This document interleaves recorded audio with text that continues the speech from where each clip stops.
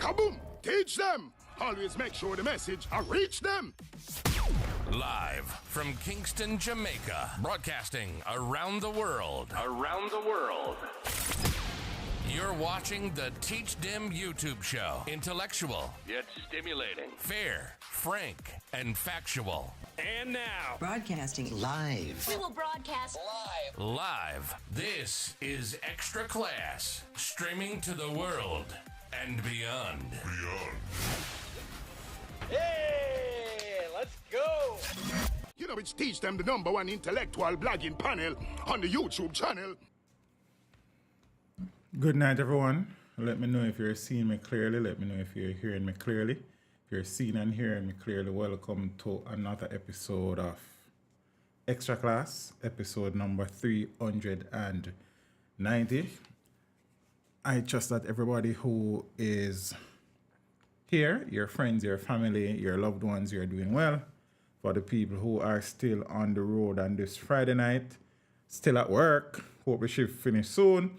You understand? For the people who are at the home, ready to listen to each other about some things that affect Jam Down, Jam Rock, Jamaica land we love.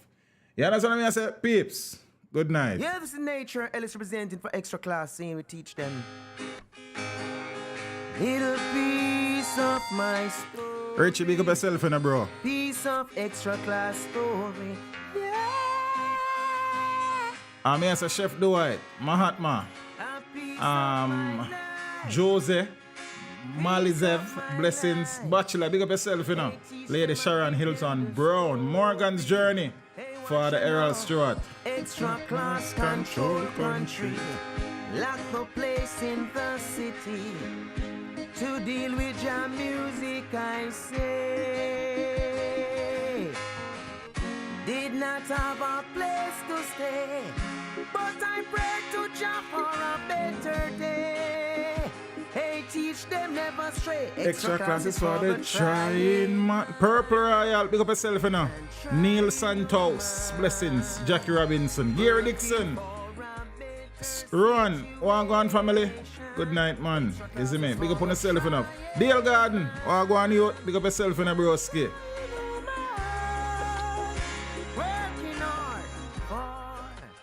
Leon Parsons, Blessings. London boy, Curry. Big up to the people that we are checking in. You know what I mean? I want to share the stream if it's possible, you know what I mean? And like it if that's possible too, cause boy, I mean, I know I'm doing it sometime, brother. It's like every time I like a stream, 1 out of 9 life God are shared. You don't know. One pair of shoes on my feet. Extra Class, rise us up, let us stand on our feet. And I say, yes, Extra Class gone out on a plane. Yes, I elevate the people brain. Let them keep firm and strong and not go insane. Yes, Extra Class is the number. I mean, it's a good night, peeps. You know, we're there. Another week. This is my 390th night doing this. Specifically Extra Class, but you know, we do roll call and let's talk and some other things. So a whole heap of night to come chat off your face, you know what I mean? I guess I am a good talker now. These guys, based on how long now me at this, we must be a good talker. You understand what I say? Nature, big up yourself, bro.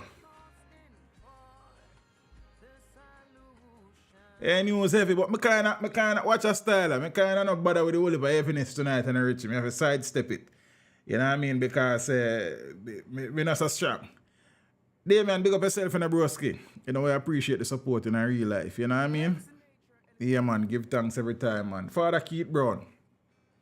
So, Richie, me I mix up a thing tonight. Them can't trick me. You understand what I say? Them cannot trick me. Zane, if you're here for the first time, good night. George here, Nathan, Blessings, Reggie T+. You understand what I say? Big up on yourself. You understand? So we have had conversations a few times recently about the many international entities that have lauded Jamaica's economic recovery and stability and growth in recent times. And we have been saying that, I mean, while we not discredit these agencies, Zane, it is yet to reach a stage where the most vulnerable among us are feeling the benefits of the touted economic recovery and growth. Zane, inflation a bit too bad. You understand? You go to the wholesaler, the shop, or the supermarket, wherever you go, you feel it. You understand what I say? You go everywhere you go, you spend money, you feel the inflation pinch, bite, punch. You understand? So we see another situation now where there has been some favorability bestowed upon Jamaica by another international agency. Look like the trickle, all a trickle. Yes, so Moody's upgrades Jamaica's credit rating. This is a good thing, you understand? And as I said, we spend so much time highlighting the stuff that are affecting the country in a negative light that we oftentimes don't spend time talking about the small positives. You understand what I say? You know, them kind of trickle in, as Richie say. Well, I know that I say still, but we use it. So we have to take time out and highlight these things. Because the negative thing, as Richie said earlier, it's heavy, brother. You understand what I say? Heavy. Heavy. You understand? Come like woman when Friday evening come. Heavy load. You understand? So another international rating agency, Moody's Investors Service, upgraded the government of Jamaica as the long-term issuer and the senior unsecured ratings from B2 to B1. I suppose we move from B2 to B1, it must be a good thing, eh? All right. And revise the outlook from stable to positive. Zine, good night, Lady Marie. It's good to see you. Appreciate the support. You understand? Appreciate the support. Well, you're a subscriber, because I guess if you weren't a subscriber, you couldn't comment for now. You understand? Big up yourself, Lady Marie. Hope to see you more often. You understand? Yeah, man. Father Kenneth Newland, blessings. Zine? Eve Williams. I hope I pronounce that good enough, because when I look on it, I say, Arita Franklin Francis. Yeah, big up yourself. So, according to Moody has upgraded from B2 to B1, and they have changed their outlook from stable to positive. I guess that is positive. According to a statement from the agency, the decision to upgrade the rating reflects Moody's analysis that the government of Jamaica, faced with various external shocks, maintained a steadfast commitment to sustainable fiscal policy anchored on Jamaica's medium-term debt target. So the ratings agency says the government of Jamaica successfully reversed the increase in debt levels caused by the COVID-19 pandemic and effected fiscal policies that supported the continued improvement in debt matrix. You understand? It says Jamaica's debt level is now well below pre-pandemic levels, declining more than 30 percentage points to 78% in 2022 from the 110% recorded in 2020, and is expected to continue that downward trajectory. So the outlook's revision to positive reflects the agency's assessment that a sustained positive fiscal trajectory stemming from reforms undertaken to improve fiscal, monetary and economic policy effectiveness will continue to bolster the country's credit resilience. Now, people are just, but then what this mean to me, I'm not sure exactly 100%, but a good thing. Like we are so not used to good news these days that every news we throw it in a negative part. You understand? I saw a statement where the Canadian Prime Minister lauded Jamaica's Prime Minister for the robustness, so to speak, of the Jamaica economy in recent times, coming out of the pandemic and so on. And the comments on social media, like, and I suppose, to, as I said before, people now really feel the effects positively of this economic stability and growth, I suppose. So people will say things, I don't know. Yeah. Oh, that we're not ready for that yet. That is a different chat. You understand? Yeah. So big up Moody's and big up to all of the agencies, the international agencies that are highlighting the progress of Jamaica's economy and its recovery and stability and potential for growth. I sincerely hope, as I've said a million times before now, that the effects of same economic growth will start to be felt far and wide. And those who are most in need will start to feel some form of benefit. But I suppose people will say, then if you're on party, I get benefit. You drive on some new road, then I get benefit. Some I don't know, new police station, them a new vehicle. And I suppose, I don't know. I'm not an economist, but I can tell you that inflation is real and who felt it, telt it. So me can't tell you about it. It is real. You understand? Added to that, so we're upon a positive train. Look a bit. You understand? We are so long we can stay upon a positive train. See it? And the people when I watch the stream and I say, teach boy, big up Moody still in about say, boy, I don't know when Moody I say I benefit me. I'm not sure neither still. But when I find out, I tell you. But these things are good things for the country and the international market, in the international marketplace, and the country's ability to do business and investors having some form of confidence in investing and doing business in Jamaica and with Jamaicans. So if I top of my head, I assume that some at them there are some of the benefits them. Taniel, good night. Lady Jade, how are you? Good night. Father Gordon, blessings. Robert, manners. You see me? So yeah. I'm gonna need to go up on Twitter. You understand? For that one, yeah. The latest information released by the Statistical Institute of Jamaica is saying that some other good things are going on. You understand? I don't want to talk for them. I make them talk for themselves. So I say I can share over here, so I see what I go on. I don't want to share wrong thing, I don't really want to know my business like that. Yeah, it is all right. See it? I'm going to go so boom. And I see it more. Right. So I soon come to them nice diagrams here. You understand what I say? And see if we can break it down a little bit like what Vegas say. You understand? But there has been some positive news coming out of the Statistical Institute of Jamaica. Here we're seeing where the Director General of the institution, of the agency, Carol Coy, said that there was a 2.3% growth in the last quarter, I think. This is what she has to say. Make she talk for herself. She will capable of doing that. Play. The Jamaican economy grew by 2.3% during the second quarter of 2023 compared to the second quarter of 2022. This was reflected in the services and goods producing industries growing by 2.2% and 2.6% respectively. The value added of all services industries increased except for wholesale and retail trade, repairs, installation of machinery and equipment, and producers of government services, which both declined by 0.1%.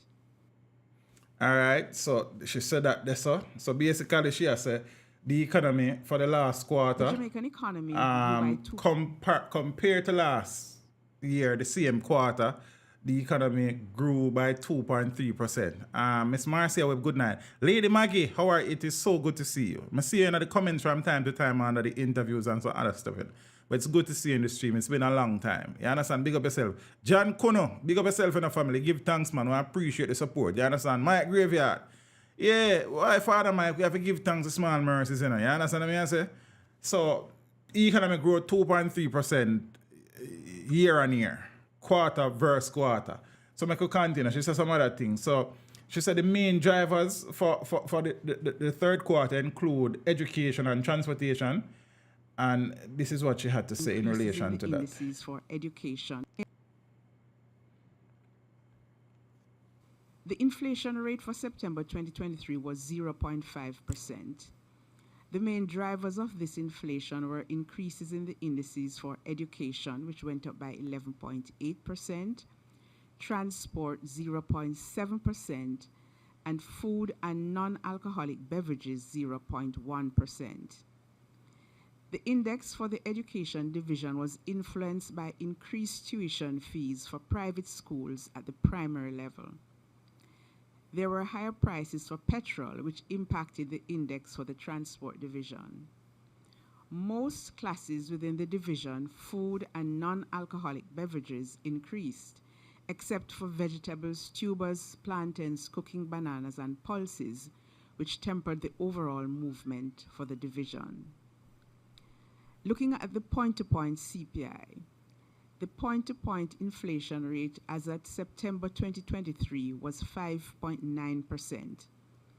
The main factors influencing this were the division's food and non-alcoholic beverages, up by 9.8%, and restaurants and accommodation services, up by 12%.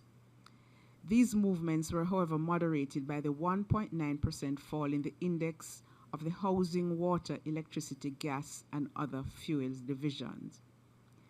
The primary class contributing to the upward movement in the index of the division, food and non-alcoholic beverages, was vegetables, tumors, plantains, cooking bananas, and pulses, which rose by 23.4%. Tumors are tubers.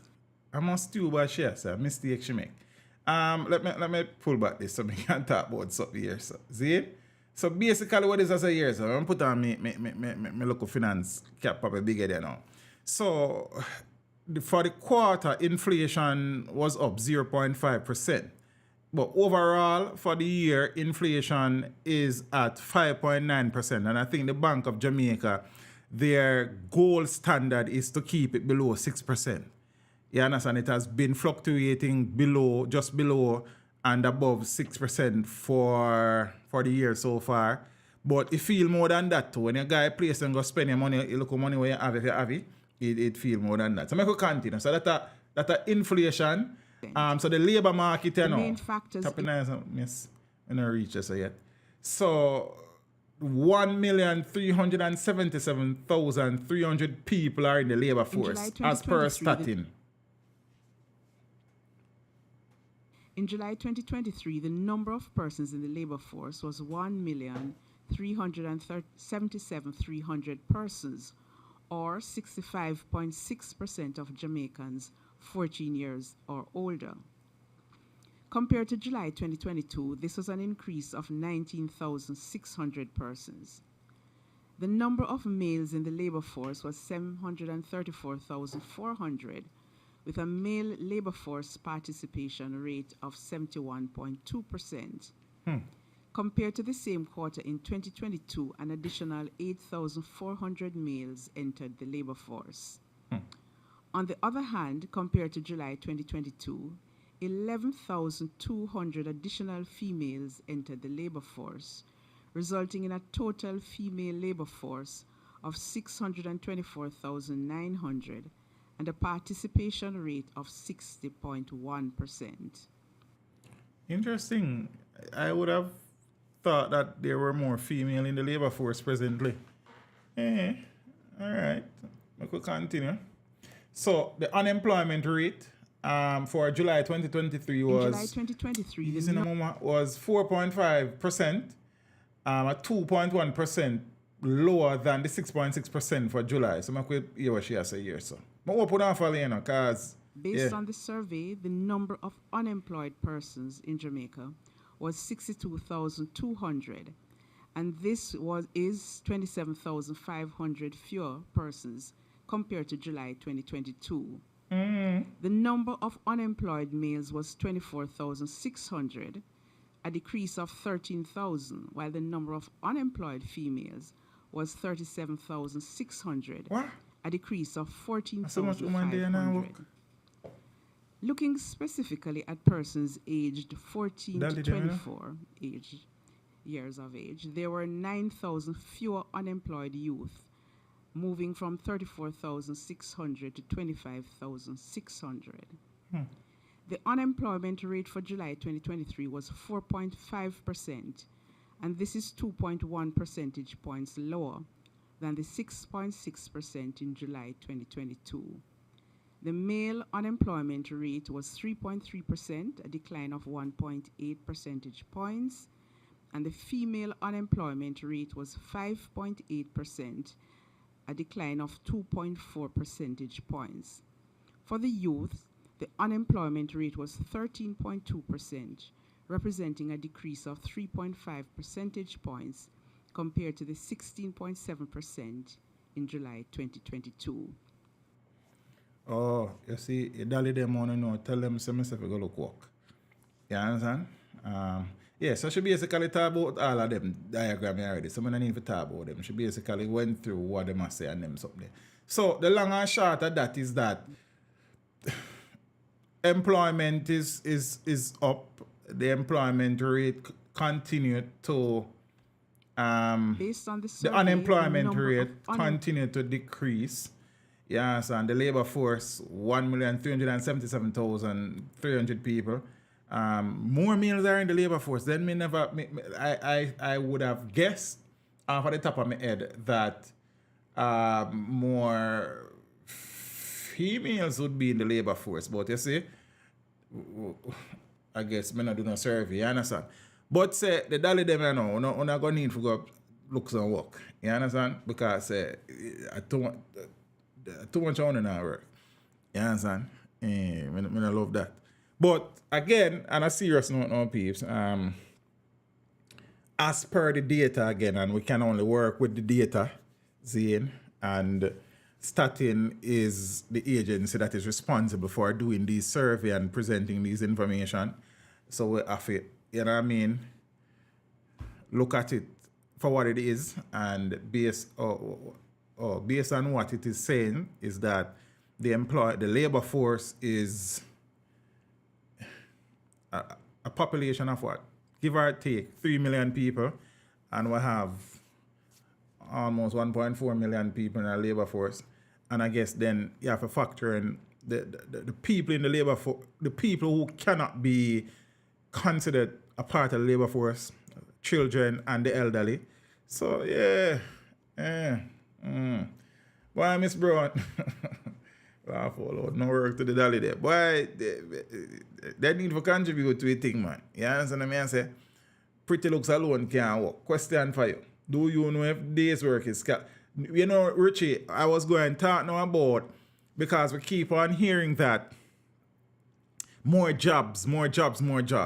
But I don't know how long these jobs are for and the types of jobs that are normally captured in these surveys. So no, sir, I can't speak to that. So I don't know if day's work is a part of it, sir. You understand? But them say more people in our labor force as to permanently employed or seasonal employment or short-term employment. That is income unofficial. You understand? I don't know. You understand? I'm big up to the dollies them, you know. You understand? Me have nothing against them. Me just know that them, you understand, need for help push the thing forward. That's all me I say. Yeah, so positive, Moody is upgrading the thing. Statin say the thing go on a little bit. Yeah, for whatever it means. One next go positive thing, I guess you decide if it's a positive for you or not. You understand? But there are training sessions on the way for Crab Circle vendors. I hope Alice is in front of the class. So vendors at Crab Circle have begun training sessions at the Heart NSTA Trust Leap Center in downtown Kingston. So the training forms part of the remedial process for by the Kingston and St. Andrew Municipal Corporation, KSAMC, following the closure of the popular street side chain of food shops. Now, Crab Circle was shut down after a vendor, Alice Shiname, was caught on camera wiping her bum after defecating inside her stall.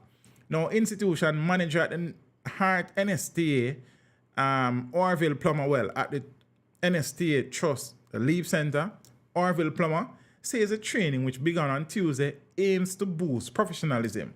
Now, Plummer says the training sessions would also cater to other food vendors. You understand what I say? VM, good night. Blessing. Not everything good, man. You're rich, man. You understand what I say? We give thanks to that. Zane. So, yeah. Crab Circle people, they might get some training. Zane. Hope Alice don't miss none. Car said, set away. No, you remember when 6 people escaped from the Black River police station? Then we still try to figure out what go on this. But I guess, I don't know.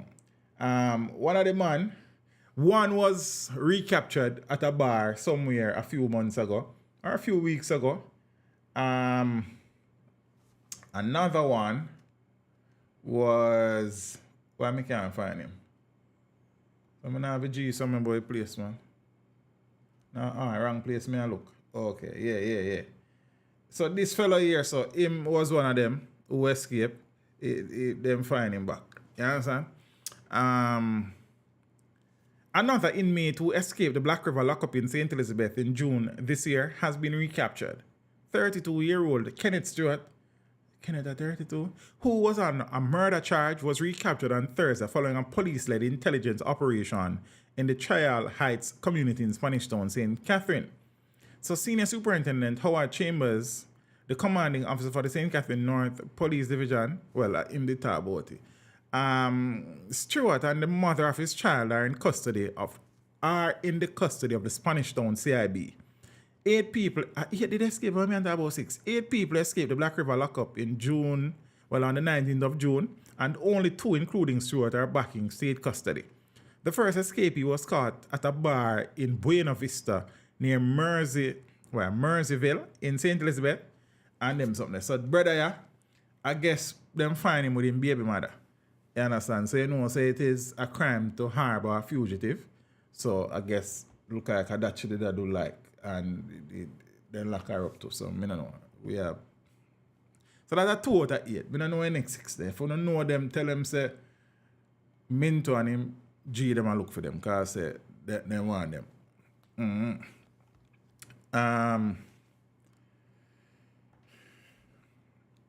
The police, them look for Yam. Yam wanted for murder. Let me say, I can't find Yam. I kind of prepare look for that stream tonight, you know. You understand? Like, I remember me see green screen and them people they back at me. Yeah, I love that. So I tap put them there. See, but I do look at preparation. So this is Yam. You understand? Police them been a look for him. Romario Pusey, OC Yam, is wanted by the police. So the St. James police have designated Romario Pusey, otherwise called Yam, a wanted man. Pusey, who is also known as Ricardo Pusey, so he's known as Romario Pusey and Ricardo Pusey, interesting, reportedly frequents the Rose Heights area in the parish. He's wanted for 3 counts of murder.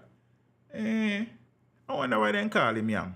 Because he put on people underground. I don't know. I don't know who know Yam. Because the name, anyone knowing the whereabouts of Romario Pusey, also called Ricardo Pusey, is being urged to call the Montego Bay Police at 876-979-8452. And you can also call Crime Stop at 311, the National Intelligence Bureau at 811, or the nearest police station. I wonder why they call Yam. Enough because they want to put people on the ground like Yam. You get what I say? When I understand the reason, I don't know. See, Tasha, good night. Moonlight. Big up yourself and Lady Denise. Jim Keen, how are you? Junior Stennett, blessings.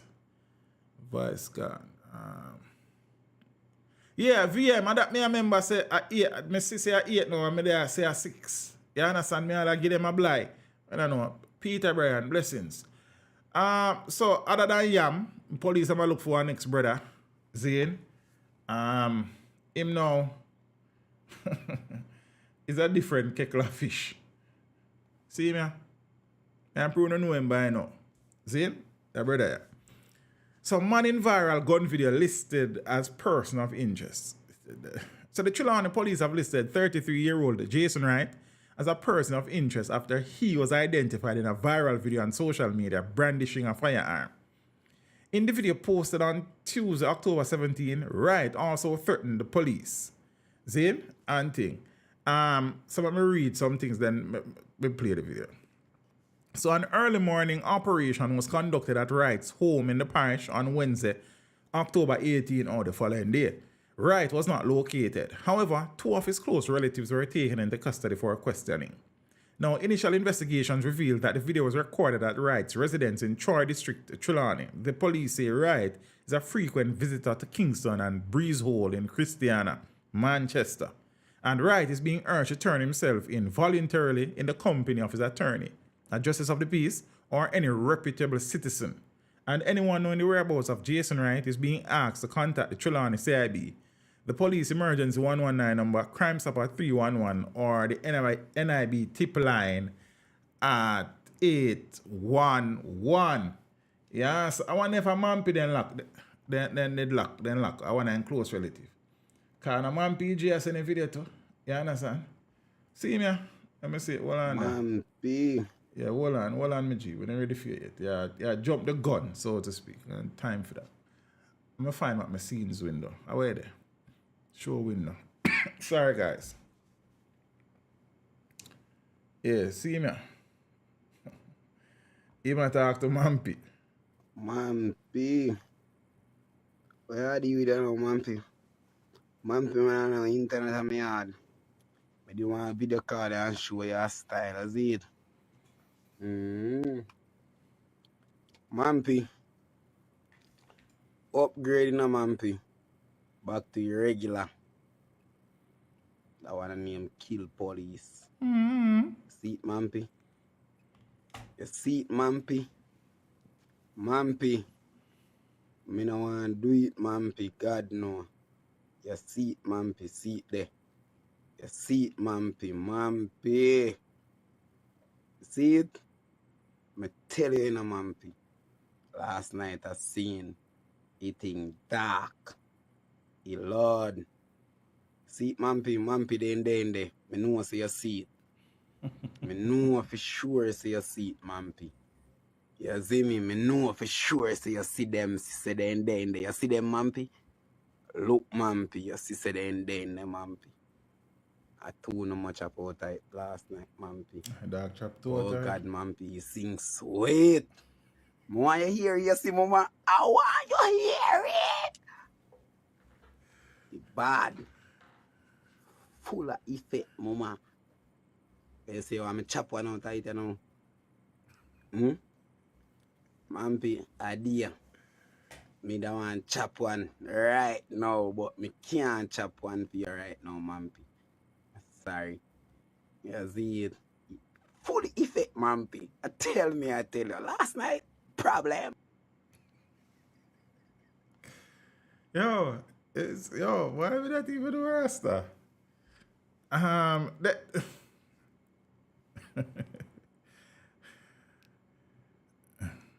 For the gun expert, that look like a 357 Magnum. Wanna correct me if I'm wrong now. Yeah, I believed to be one of the most powerful handguns ever manufactured. Just by the look of it. I am not a gun expert, but it looks like a 357 Magnum to me. So I know some people in here are gun experts. You understand? So they can correct me this. So, no, this a brother here. Like, he never watched a show here before. He don't know the show here in. He never seen the movie here. But I don't know. Yeah, see? They must say a 357. So me tell you no, I'm not a gun specialist, but me kind of see a few guns on TV from time to time. Yeah, sir? Yeah. Natalie, you know, say a 350. Natalie, good night, Miss Cardoza. How are you? Then Natalie, how are you to know what kind of gun this, miss? Eh? Big up to the people, them. Life of the Robs, blessings. Yeah, man, and Bachelor, big up yourself. Now, here's another Jamaican man who has found himself in foolishness, and I don't know how the video was made public, apparently he sent it to Mampy. So I don't know if a Mampy push it, I don't know still, but this is a Mampy him did that Benky for. You understand? Him. Boy. So he is now wanted by the police. He is a person of interest. The police are asking him to turn himself in, Zane, and these things. Mampy Nigli, I'm mad amount. I'm over Mampy thing there. Our Mampy should be more for do some early Christmas shopping with the crimes. But I don't know answer. Next thing, boy, I tell you. But, I mean, social media is a blessing and is a curse. In this case, we see we are another gun fool, gun stool, gun mule. Boy, I don't know. I am okay. My boyfriend said you are right. Oh, okay. Natalie, boyfriend, big up yourself. So, yeah. Boy, I don't know. Smith & Wesson 357. Big up yourself for the end. Manners and respect. Yeah. When I work at range, how so much I don't know about your gun. Then I don't know about Mampy this. I don't know Mampy there. You understand what I say? Police then say they lock up 2 persons. So I don't know if Mampy is one. And I don't know if the police are interested in a Mampy. You understand? But that I go on. Carnel Lake, good night, my brother. How are you? So yeah, this good night, Miss Roberts. Hope you are okay. So him name Jason Wright. Jason wrong, I guess. I don't know. Ah, boy. No, Jamaica, when you think you have seen it all, then something else pop up and you say, oh, then me never see this before. This new brand.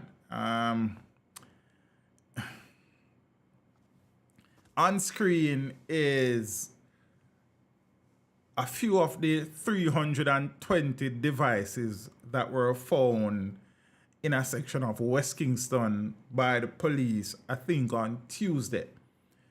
So far, the experts have identified them to be pipe bombs. They are currently being tested to figure out the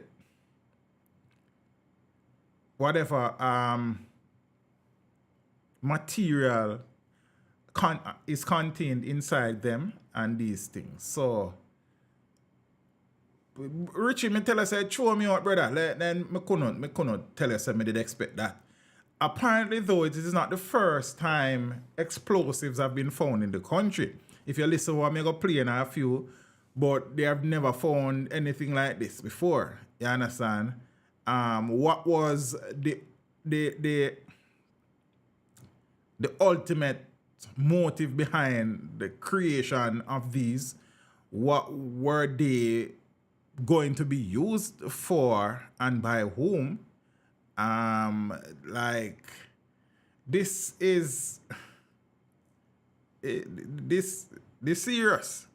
You understand? I'm play one. Let me see if I can find an article where some supposed experts address the situation. If we go search around one part, around one place, give me a look at time. Stan. Paste that this so. Zin. What are they preparing? Boy, I couldn't tell you, Purple Riot. I wish I knew. You understand? Maybe not even them know still, brother, because more time, man, and just do some things because they can't do it, So, pipe bomb discovered a dangerous sign for Jamaica, says experts. So, security specialist Captain Robert Hibbert says the discovery of a container packed with hundreds of items believed to be pipe bombs could spell danger for Jamaicans. The 320 devices are suspected to be explosive. The 320 devices that are suspected to be explosives were found at a premises on Darling Street in West Kingston on Monday afternoon, or not Tuesday. Now, Captain Hibbert, who lectures in terrorism and counter-terrorism at the Caribbean Maritime University, spoke to, I think, Cliff Hughes and the Chevron Camlover nationwide on Wednesday evening, and this is what he had to say. One of the main things that is going to happen now is that if these are pipe bombs, we're looking at a turn in our criminal behavior. We're looking at moving closer, not just crime, but we're looking towards terrorism, and that would be scary for anybody else. He says these devices could now be used as weapons to attack high-value targets. They're dangerous because they can be easily concealed and can be placed anywhere, and most people wouldn't recognize them for what they are. It implies that they could be used especially against high-value targets, if I may use that term. And I hear you struggling, Yes, Lecturer Hibbert, because you recognize the implications that this would introduce in Jamaica. Yes, and especially for the security forces. Captain Hibbert says the criminal use of this device would have a grave economic impact on the country. It is a scary thought. I'm thinking of light, water, and certain other offices that may be important to the running of the country. Those would be targets that you could direct such devices at. Meanwhile, head of the Constabulary Communications Unit, Senior Superintendent Stephanie Lindsay, says the police are carrying out testing on the devices to determine if they are in fact pipe bombs. When I spoke with the investigators, we had discussion with the commanding officer. We have found explosives before. It's the first time they are seeing these that were found. So that is why they have to be testing to really make a determination what they are. If they turned out to be explosives, then of course we would want to know the source. So all of that, but based on what they have reported, it's the first time they are seeing these types. No one is in custody just yet, but the investigation is ongoing. Are people being questioned? Not that I'm aware of at this point. And this was basically use of technology which led the police and the military to this location. Yes. Yes, Rasta. I would have loved to find Egyptian now. These are some serious times. All I can see around us is just violence and crime. Full time for us to realize. Explosives have been found before in the country. It is not a regular thing, thankfully, but based on what the police are saying, they have never seen anything of this nature. And I'm not entirely sure the exact type of explosives that were found before, but I know that explosives have been found. Right? So, yeah, this not look good. You understand what I said? This, and whilst nobody has been held, no suspect has been held, and I guess probably the police are keep them cards close to them chest too. Like,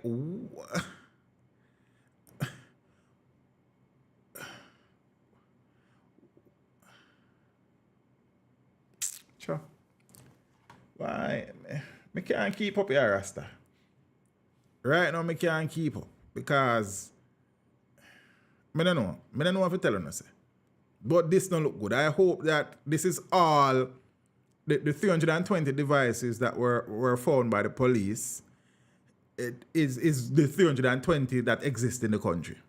See, it seems like these are easily made because of if you look at them and look at the material that they are made of, it would, I don't know what is inside, but a regular, you can't guard it, the hardware go find them a pipe and them sitting here, you understand? And if you have a lathe, you can easily thread both ends of the pipe and like, I don't know, this look quite easily made. I am no bomb expert, but if these can explode, them not hard to make if you look on it. You understand? I don't know what inside, what kind of material is in there, because that has not been released. But, and then when these explode, you know, the metal, I suppose, would be fragmented and become shrapnel. So it's not just the impact of the explosion that you have to be worried about now. You have to be worried about the actual metal itself becoming another weapon, so to speak. It's just like a nail bomb. Like, so the explosion is a big issue, but then the contents of the bomb also, it's crazy. Like, Father Lanscooks, big up yourself. I don't know why us as Jamaicans can't let off our foolishness. I don't know what is the motive behind these people, whoever is behind it, amassing these these things, but me not know how that stand to benefit them and whosoever around them and boy, I mean, I know, yeah, sir. It kind of difficult to kind of put a finger upon some of these things sometimes. You see them and you have to just shake your head and shake your head again. Because then the brother with them look how much hotels and apartments and houses are being constructed. You look to plumbing work, man. Plumbers are well-paid people, you know. You understand? If they come, a yard can change one valve, one turn on valve, it costs your arm and a leg. So we're going to make some money using on the talent and skills, my brother. I go work in a machine shop. See, man, them have talent, man, them have ability, yes, so for do late work. See? Yo, I mean, I know, yes. But this is... Sure.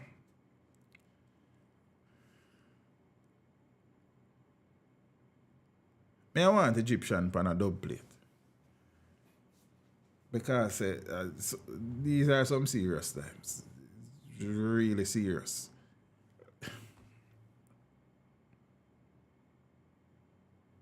And sometimes you'll be shocked to find out the people that are behind some of them things here. You know? In general, you'll be shocked many times to find out the people behind some of the most egregious criminal acts committed in this country. You know? You understand? Because around you can't trust nobody, you know. Because you just never... What we are doing, yes, sir? Who put with this? Who can we come put? Who put with yes, sir? You understand? What we are doing, we don't belong, yes, sir, man. For how long we are continue to destroy ourselves and our country?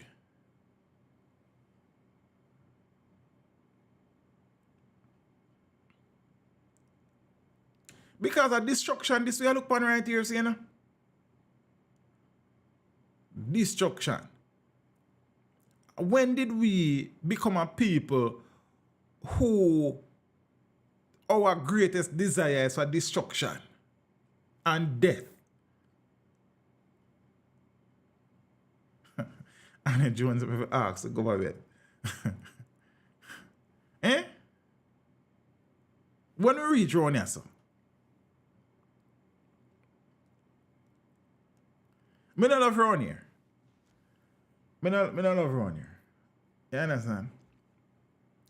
And if the people them were involved in that something, are responsible for that something, somehow, some way, I listen to that stream, or I go listen to that stream. I want to talk to the man them for a few seconds. And the women them, if women are, because most of these things, women figure prominently in them something. Unlike back in the good old days. You understand? That's why more time you see news that some things happen to some woman and we are say, yo, the man them wicked. Sometimes them go feet and bring it to them foot. But what me I say now, to the man them were there in that sitting and whosoever in that something. Like, to what end? How would this make sense? What kind of benefit do you hope to derive from this? What kind of country are you looking to create for your children and your grandchildren and your great-grandchildren? Forget about you presently. Forget about you. Think about your children. If you don't have no children yet, think about the youths and what you're going to have. Think about your brothers and your sisters and your nieces and your nephews and your other family members. This environment you don't want to create for them.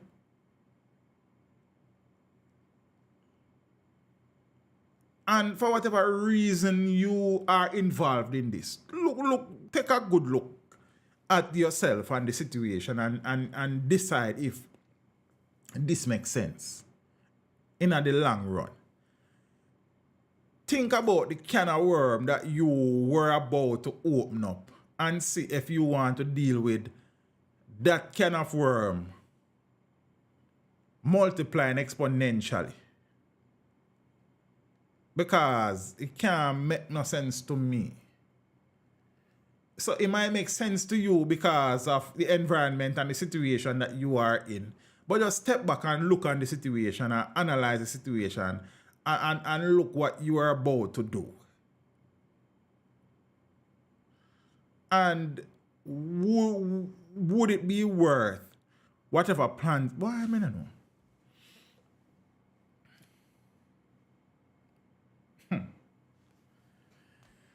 All right, sir.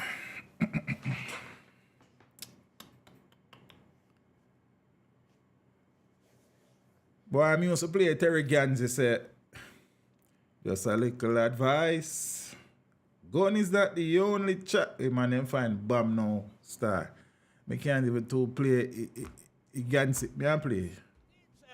Uplift them, educate them. Just substitute the guns with bombs now, cause elevate them. I just don't know international, global. I don't know program is always logical, motivational, world affair, include political, touch some issues about economical, plus judicial. I don't know people are stressed out, so emotional. Let it go. You know what Terry Gangs represent. Teach them. Teach them.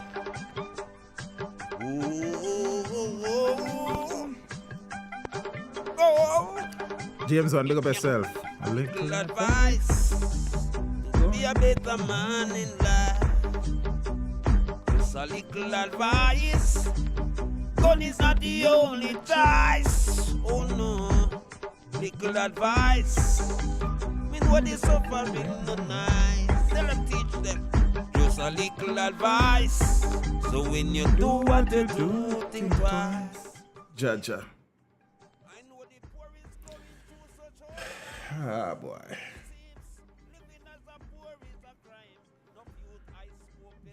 Mentally blind.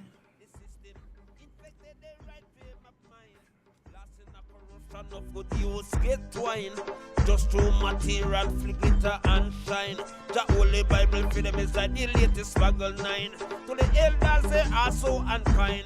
Little advice to be a better man in life. Tell them, teach them. Little advice. Me know they suffering no nice. Reach them. Just a little advice. God is not the only choice. Oh no. Little advice. So when you do what you do, think twice. Yeah. Neglect the task. Yeah, man, think twice, man. The man them we make them sit down. No think twice, man. That's a little advice, man. Why, man? And as me tell Richie earlier in the stream, I kind of sidestep the whole heap of murder things that were going on.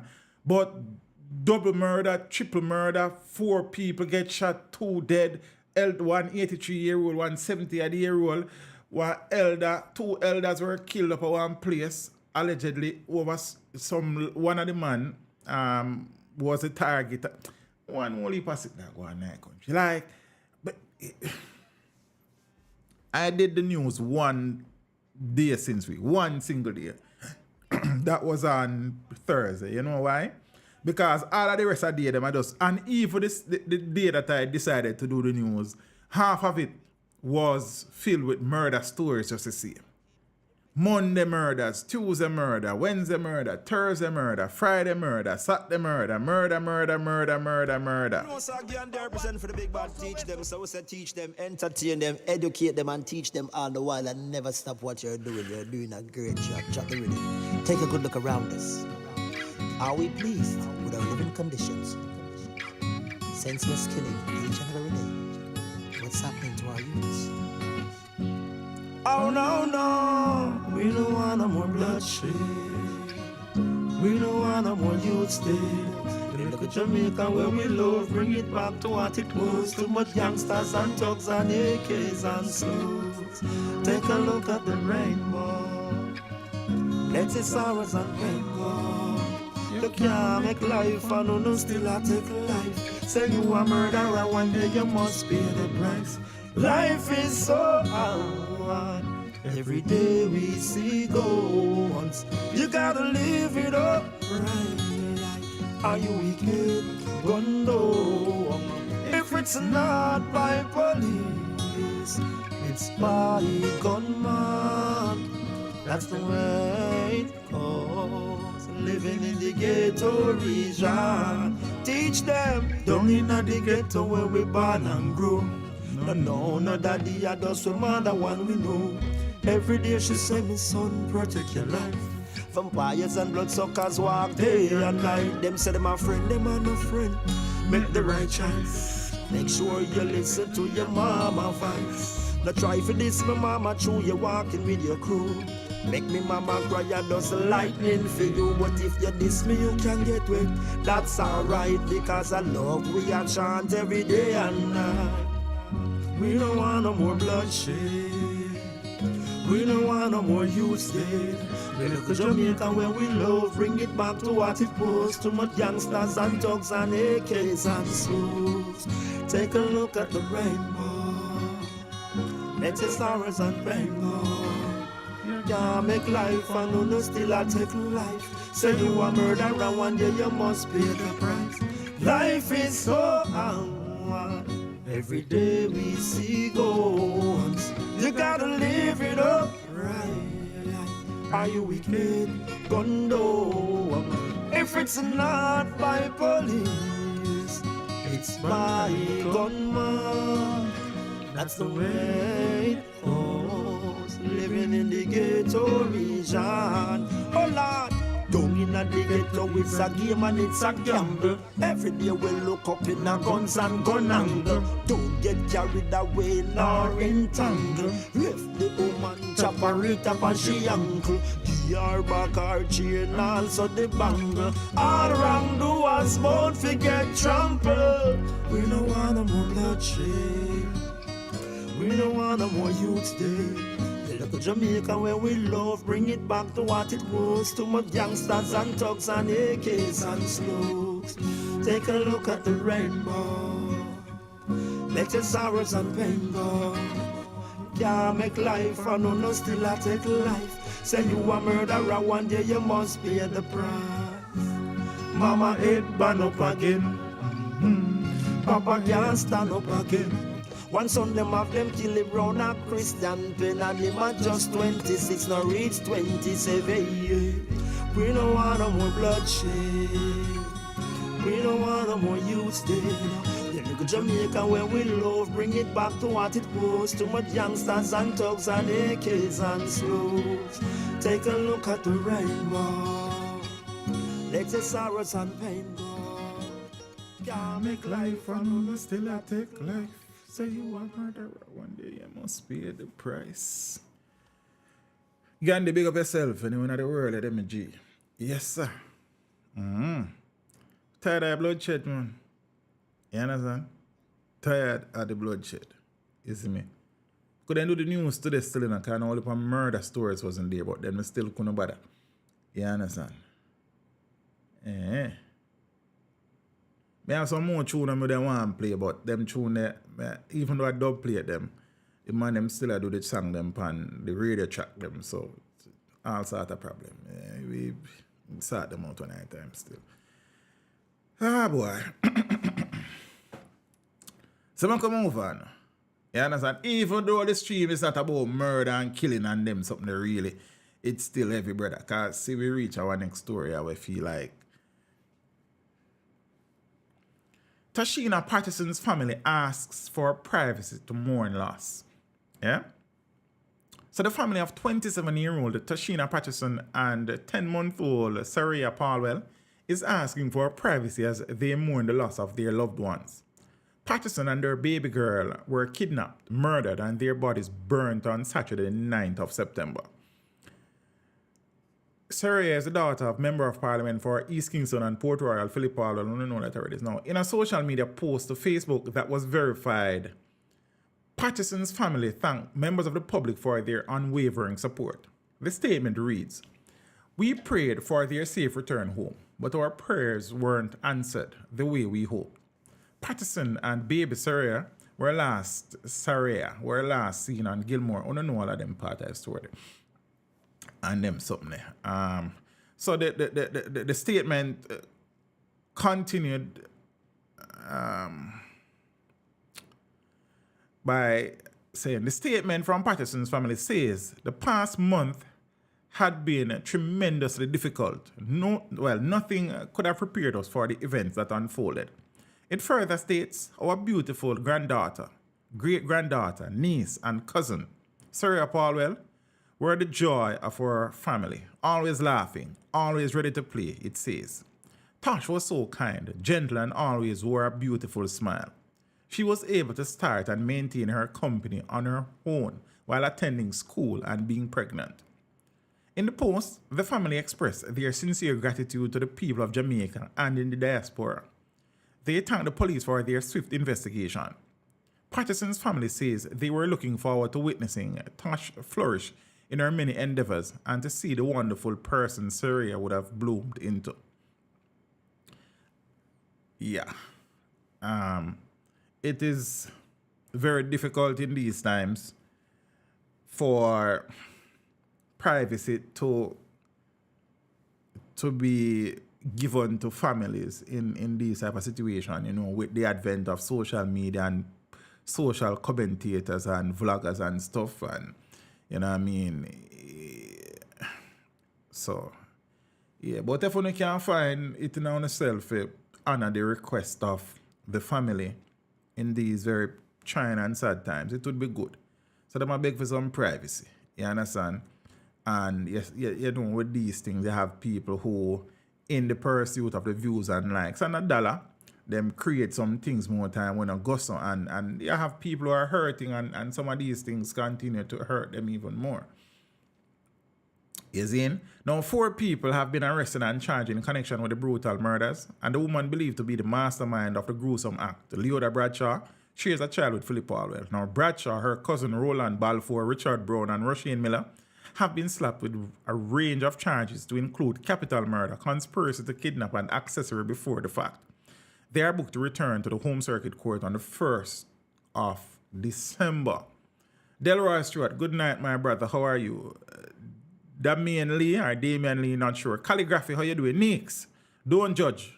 Blessings. Marie Smith, big up on yourself. And be impressive. Well, go on, sis. Hope all is well. Yeah. So, NCIS, which is the U.S. Navy Criminal Investigative Service, has joined the investigation in relation to the murder of Patterson and her daughter.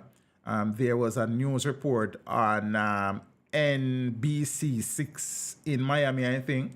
For those who have not seen it, I'm going to play it.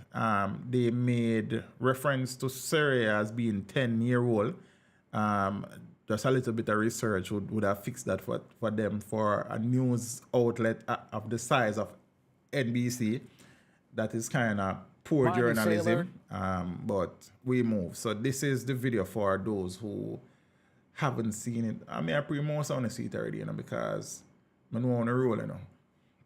I want to roll deep. You understand? Is in a Jamaican jail, accused of murder for hire scheme that... A Miami sailor is in a Jamaican jail, accused of murder for hire scheme that left a mother and her 10-year-old dead. The case is also connected to a Jamaican member of parliament who the suspect once had a relationship with. NBC6's Jamie Gorilla is live in Miami with this international saga. Jamie.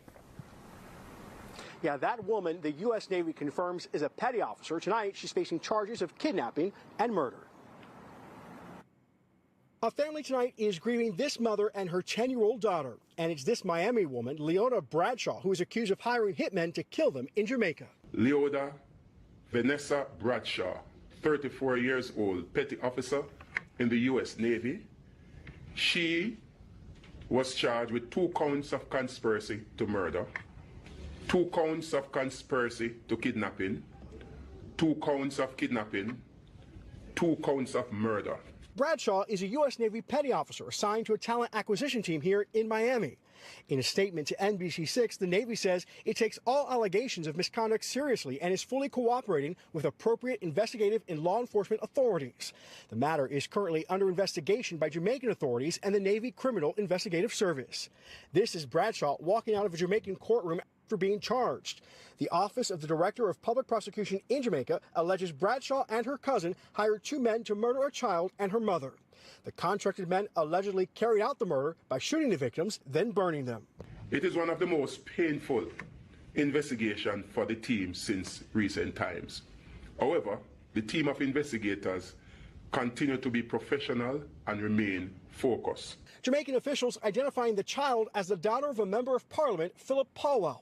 In a press release, prosecutors allege Bradshaw and Palwell were in a relationship and Bradshaw considered Palwell her spouse. He hasn't responded to our request for comment, but he did say this on social media, that anyone could murder a mother and an innocent baby is unimaginable, and my heart is heavy with sadness. I am praying for Toshyna's family, who I know are experiencing the unbearable grief and pain of losing their beloved daughter and granddaughter. Bradshaw is expected to appear again in court in December. We reached out to her attorneys for a comment but haven't heard back, although they have publicly denied the allegations.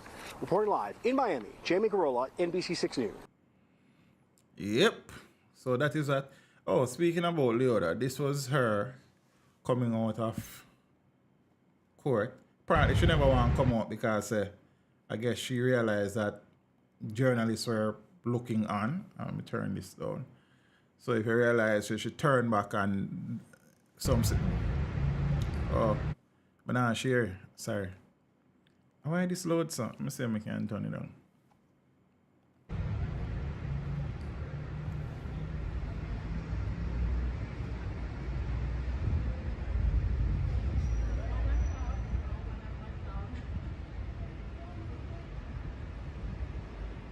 Yeah. So here she comes. So she stopped there, and so her face is covered, but she is using her hands to hide her face some more. So she have on a mask, regular wearing mask, and then a mask on her forehead. So only her eyes are exposed. So guess when she come here, so now she realized that she's being videoed. So she cover her face and turn back. Yeah?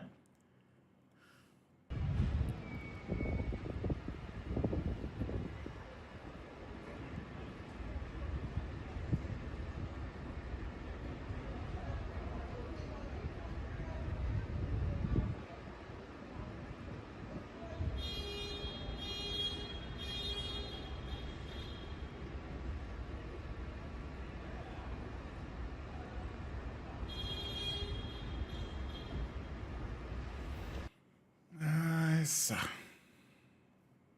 Correction teacher, her name is Loda. Oh. So I deal with. So yeah. So Toshyna's family is asking for some privacy, you know? So the man can look at themselves and another request there if possible. You understand? Can no Tosh come from a decent family, yeah. Yeah, because as I said that in the Munchie, I saw some comments on social, oh, come our family not come out and I say nothing. Then me I say, I know everybody deal with these things easy, you know, brother. You understand? And everybody like the limelight and cameras and video like that per se. Different people are of, you know what I mean, they use different approaches to different things. So, yeah, Toshyna was the CEO of Kempest, I think her company name was. I may tell you.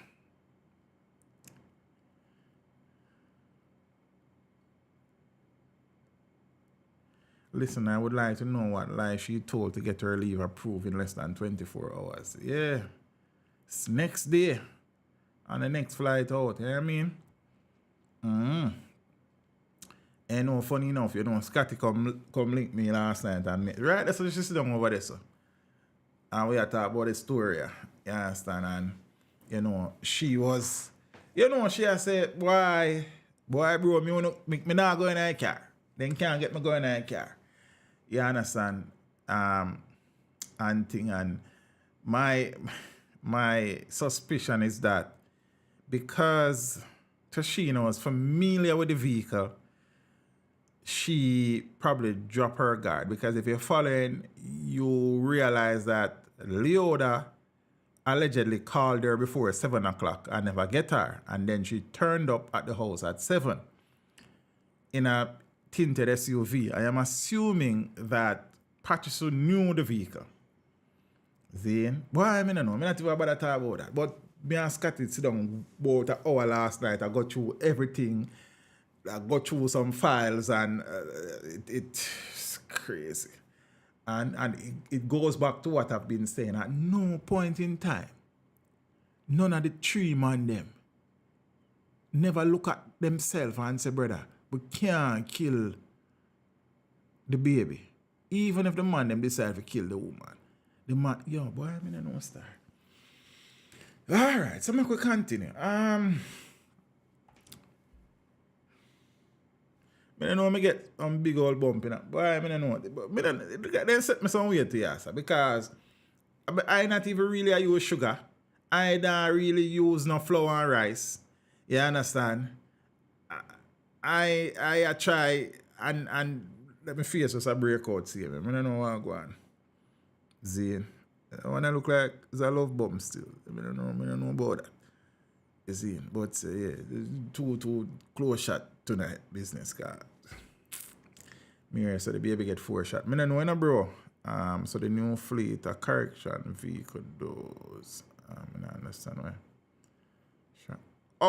I think you're speaking about the vehicle that she was transported in. I think they probably do that. They did that. I'm just guessing, Lady Sharon, in an unmarked vehicle. You know, based on the nature of the situation and stuff, I think that is probably why she was transported to one court for this. So, I don't know. Maybe, possible, but yeah, the baby them kill more. But I guess so, you know, Lady Maria, I guess you're right. But why, man, then cruelly, man, use butter or eat fried food. Not much, you know, crackers. May I try, you understand? See me, no rice, no flour, really, just a little recently still, but it shouldn't be, but I don't know. Cause me the kind of, but, man, me give up to. It's 200 man and woman is iron. You understand? So, I don't know, drink warm lemon water. Yeah, doctor them and roll through, 5 days early in the, all right, Dr. Days, let's say a word. Lemon water, you say, 5 days early in the morning, consider it done. You understand? I'm a doctor friend that. You understand? Boy, yeah, peeps. Firearm found in package at PNP headquarters. Then you ever see them sitting here? I have to take my things. Let me see if we can find the article. Because one voice recording, isn't it? From a police officer. You see me? Mm-hmm.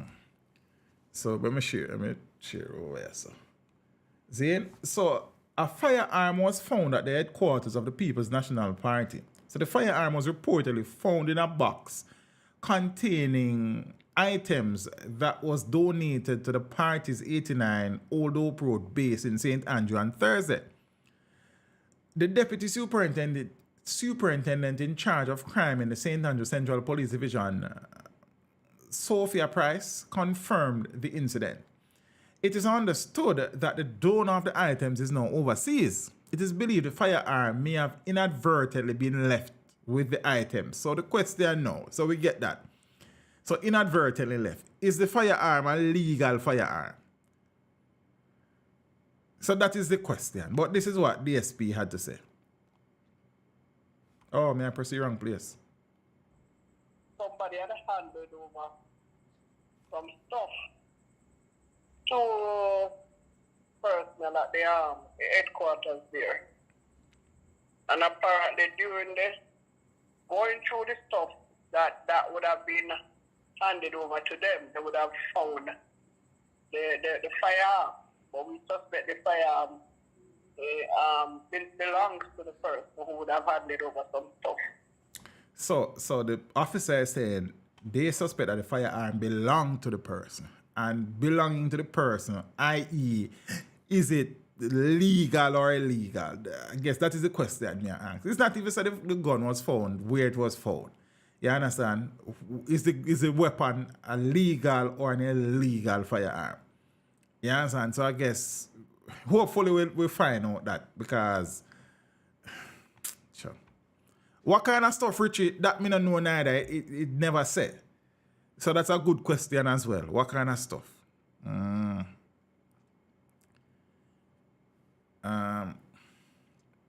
Interesting, to say the least. So them say the person who gave the donation is now overseas. I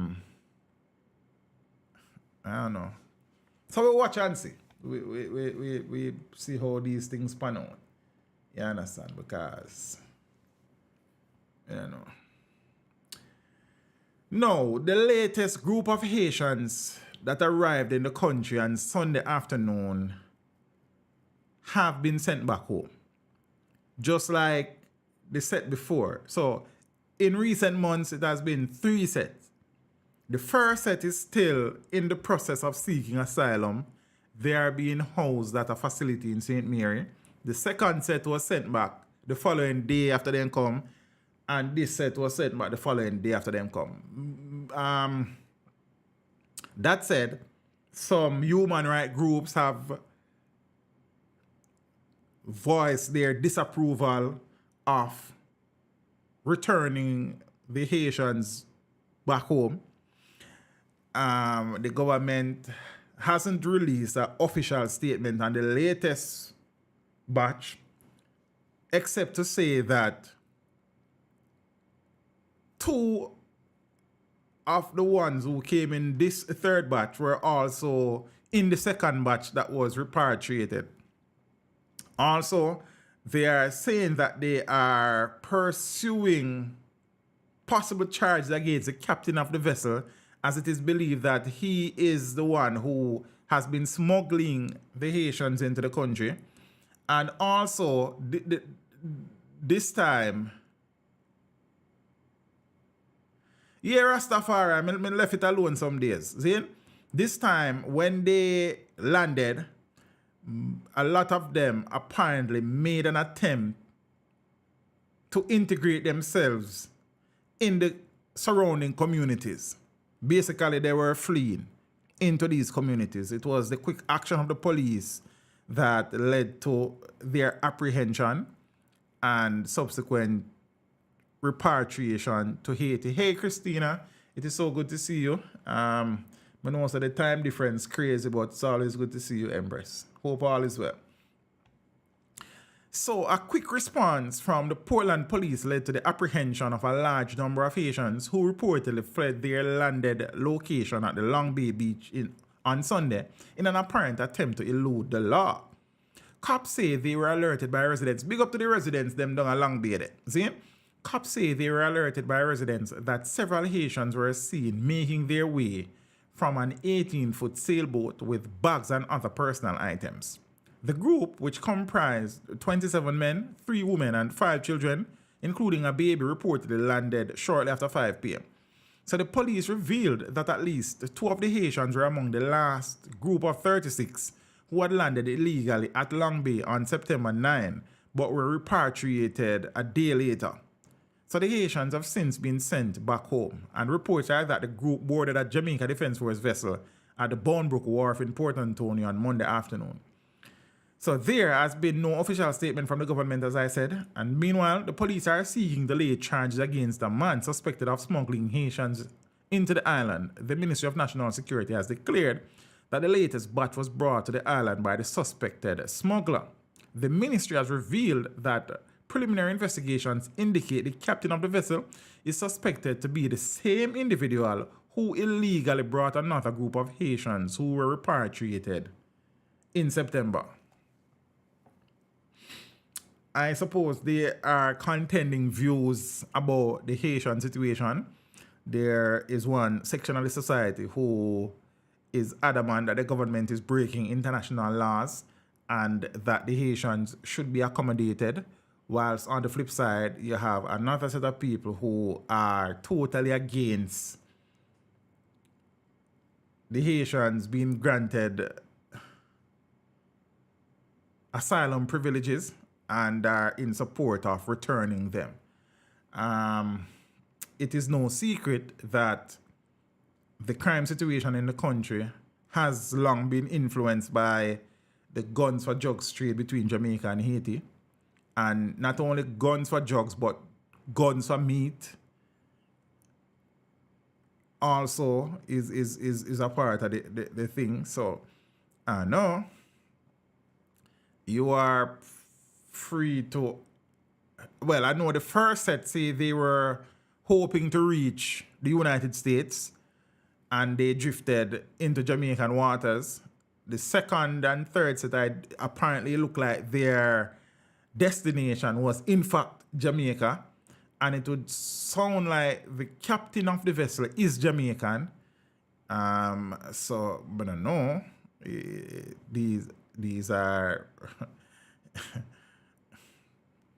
So it is in total, it's over 100 of them in 3 different landing episodes that have come to Jamaica.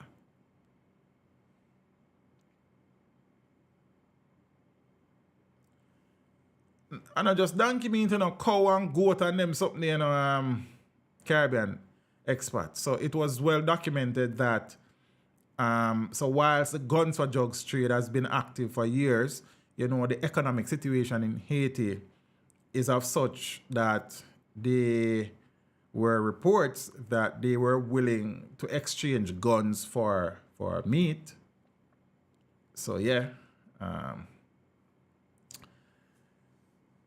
some people are saying Jamaica has its own share of social and economic problems. Why are we opening our shores and doors to Haitian nationals? Some people are saying, even though things are bad in Jamaica, we are still doing better than Haiti. So with these things, we will always have contending views. As it relates to the national security aspect of it, that is my greatest concern. What was exchanged for these trips, these 2 last trips, is a good question, and it would be interesting for you to hear the answer there. So, Zane, Ricky the Lover, blessings, bro. Zane, the government has come in for some criticism, as I said, from these human rights group, especially what I want the name? I think Melaine Allen is the person behind that group. I don't remember her name. And I think JFJ has also chimed in and saying that the government is breaking international laws and something there. So I don't know. I don't know the makeup of these laws, to be honest with you. So I can't even speak to them with any form of authority. I think I need to familiarize myself because apparently this is becoming a regular occurrence. And so I don't know. Auntie. The government needs to stop the guns too. Yeah, because you see, just like how the Haitian, Miss Perfectly Imperfect, good night, Empress. Good to see you. Just like how these Haitians have landed on 3 separate occasions in Portland, that is a reflection of how porous our borders are. And there are so many informal points of entries around the island. The resources that the Coast Guard has is not even remotely sufficient to monitor fully, as small as the island is, the country's territorial waters, and as such, I think I have said before that I know resources may be a constraint, that there should be a police post at all official fishing village across the country. Some people may knock me for that, but I think that these vessels, upon leaving, should be searched, and upon return should also be searched. If we're serious about stemming the flow of guns into the country, whilst guns still come through our formal points of entries, because we about gunfighting at the wharves very regular, Zine, way too often. Truth is that many of the guns are coming through these informal points. I have done stories about fishermen who have spoken about their involvement in the guns for drugs trade. They detail it. They tell you which fishing village them operate out of, how they went about doing it, how long they did it, all sort of something. So it's no secret. And I'm saying, if we are serious about treating with the inflow of guns in the country, knowing fully well that a lot of these guns are coming into the island by men posing as fishermen and men who are actually fishermen but are also fishing guns, when these men are going out, and as I said, I know resource constraints within the JCF may, but set up a arm of the force that's specific. Look, if we want, yes, fatherlands, make me get that, but we still have to talk, because I mean, I know. If we want good, we know have to run, and we have to make some sacrifices somewhere. So create a task force specifically focused on that. And even if you can't get it for be at the official fishing villages, so make it rotate. You understand? It just pop up from time to time. So create a task force that is, their focus is on the interception of these guns and trying as best as possible to prevent and limit the inflow of guns into the country. So if you can have a police post at every fishing village, because again, resources, and we understand the reality of that. Zane, but create a task force that pop up at these fishing villages from time to time, random, search some people are going to see, and search some people are coming from sea.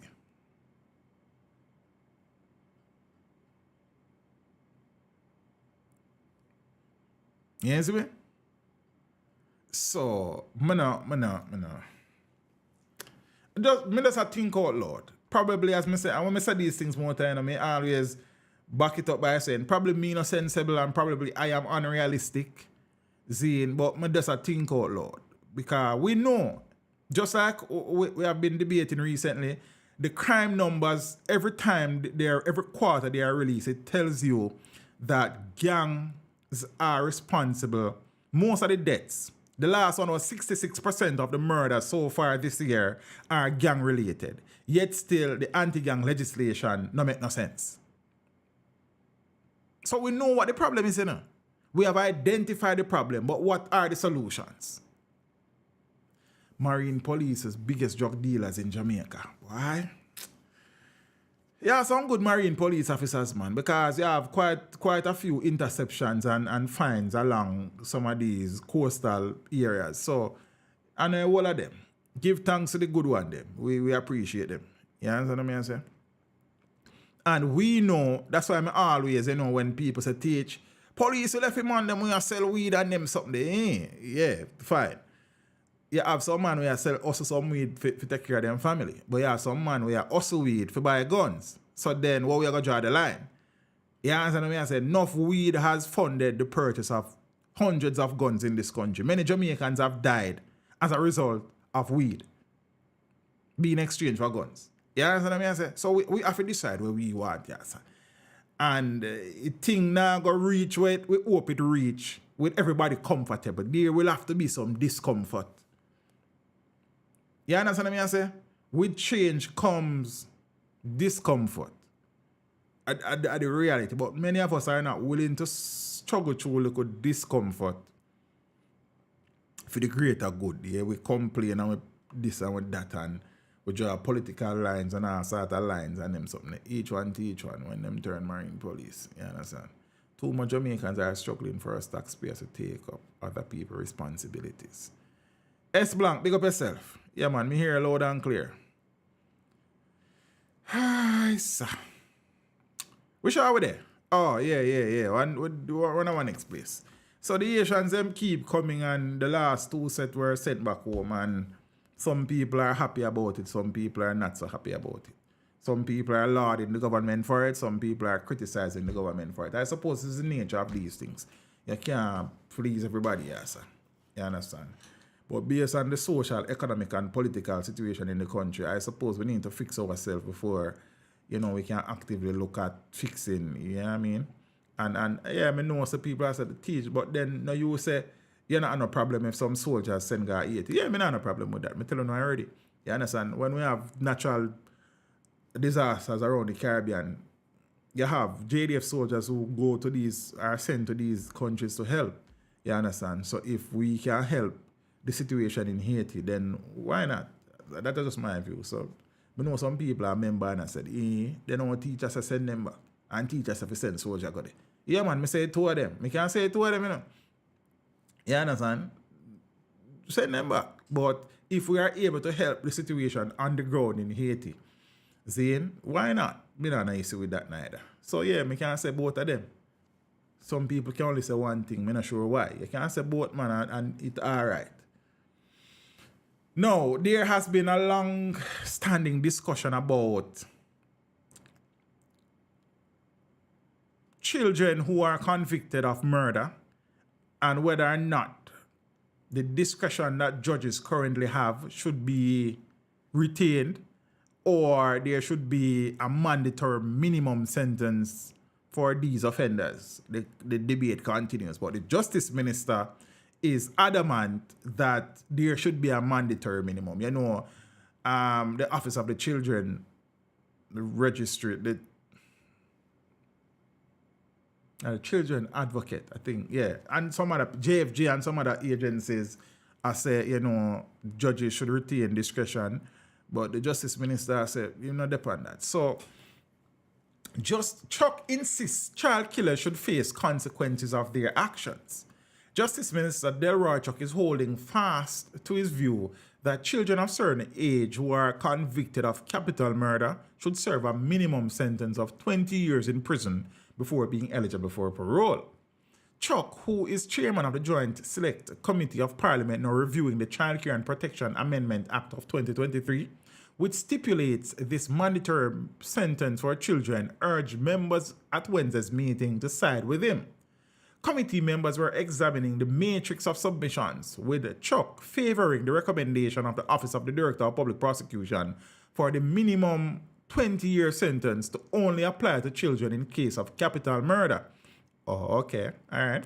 I would agree in many ways with what the Office of the DPP proposal, with what the Office of the DPP, oh, there's an error in the article, proposed that the minimum mandatory applies to capital murder and 20 years is not sufficient, if you ask me. It's appropriate, he said. Oh, so he's saying the 20 years is not even sufficient, but it is a good starting point, okay? So quite frankly, I would urge us to agree that this section applies only to capital murder, and we agree with not less than 20 years, because this bill should send that signal, especially to parents who have children under their charge to control their young people, because if they don't, then they will be visiting these children for the next 20 years in jail, he said. Chuck further pointed out that a penalty must be imposed that satisfies the public's interest and the sentiments of the friends and the families of victims. Otherwise, those families and friends of victims may feel that the justice system has failed them. I feel that the justice system has to send that signal that when you are convicted of a crime, you are going to get a sentence that matches the seriousness of the offense. Otherwise, we are going to have a situation where people can't wait on the justice system. They are going to exact revenge and retaliation, especially for really serious, egregious crimes, he said. As Chuck wrapped up the meeting, he proposed that the intended amendment to Section 73 of the Child Care and Protection Act only deal with capital murder, so that less egregious cases of non-capital murder are left up to the judge to decide on, okay? I think it is a balancing where we are trying to do, but at the same time, satisfy the public interest as to what the legislature wants to do, he said. Now, while other members appear to still be on the fence on the matter, Government Senator Cavan Gale and Charles Sinclair were in agreement with the proposal for a mandatory minimum to only apply to children convicted of capital murder and for them to serve 20 years. Now, Chuck urged colleagues to make a decision and come to a consensus at the next meeting of the committee. And the committee is deliberating on the Criminal Justice Administration Amendment Act of 2023 and the Offences Against the Persons Act of 2023, which are related legislation dealing with minimum mandatory sentencing, because Chuck also wants 50 years to be the mandatory sentence for somebody convicted of murder. So all of them things they wrap up in another something here. Zane, the brain isn't fully developed as a child, but you run the risk of grooming them as better criminals while locked up. They will need programs and education while locked up to build skills before releasing them. Fair assessment. I can agree with that.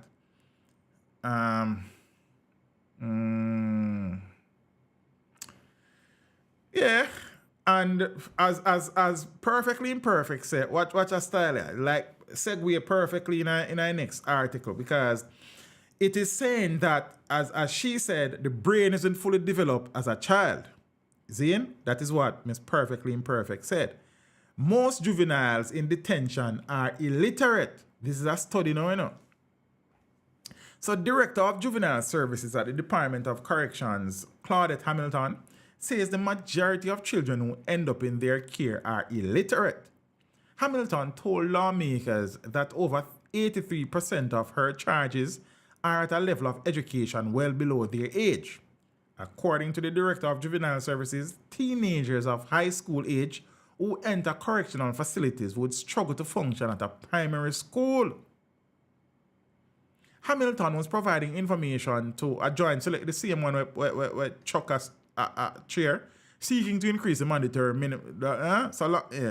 Lawmakers are currently grappling with what would be an appropriate minimum sentence for children convicted of murders. While the legislators are keen on ensuring a level of rehabilitation for juvenile offenders, Hamilton outlined the difficult task ahead of them. She says it is a challenge just to get them numerate and literate in the brief time they have allotted, let alone pursue more worthwhile endeavors.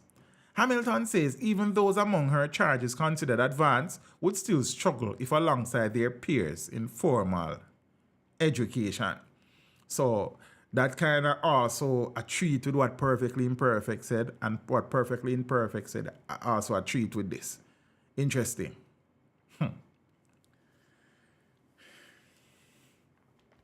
Speaking about mandatory minimum, there has been a bit of a conversation around the newly minted Firearms Act, where if you are found guilty of a firearm, illegal possession of, it is a mandatory minimum 15 years. That's a starting point. Some people in the legal fraternity have said that they're not sure about it, because what it is doing, it is reducing the number of people who usually plead guilty on gun possession. Chuck say no business, technically. So Delroy Chuck say, well, before we reach Delroy, fewer guilty pleas in firearm cases noted. So there has been a reduction in the number of guilty pleas in the gun court since the introduction of the mandatory minimum sentence for firearm offenses. Now, Justice Minister Delroy Chuck has noted that the Director of Public Prosecutions and the Chief Justice have expressed concern over the decline. He said people charged for breaches under the Act are more willing to take their chances at trial because of the reduced incentive to plead guilty. Before the recent Firearms Act amendment, there were many guilty pleas because offenders usually got between 5 and 10 years. But now, because the mandatory minimum is 15, they are not getting the plea because people will take a chance. Chuck said the opportunity for a sentence reduction under the amended statute arises from the accused telling where they got the gun and from who. So in order for you to get any consideration now for a reduction in sentence if you are found guilty for illegal possession of firearm, is that you have to tell where the gun come from and who you get it from. Now, for man, not depend that. The offender can come with the Plea Negotiation Act if they help the Crown to solve crime. But unfortunately, many don't want to be informers. Yeah, so Chuck say right now, if you don't plead guilty, you want to talk to your judge. You understand? It is what it is. And he is very adamant that he wants the mandatory minimum sentence for murder to move to at least 40, 50 years. So that is being debated or will be debated the Bail Act was passed into law the other day. The firearm. And as I said, we always, not now go on. And I always tell people, so that is not true. It's just that we don't pay attention to what really are going on. And because so much negative are going on, we don't see the positive. I have long quarreled about the type of laws that we have in these modern times. There are efforts to treat with some of them. As I said, the Firearms Act was amended and passed into law late last year. There was an amnesty. Some people take it up, some people did not. The Bail Act was amended recently. The mandatory minimum sentence for murder that is in front of the parliament, the situation with child offenders is in front of the parliament. What else in front of parliament? There's another one.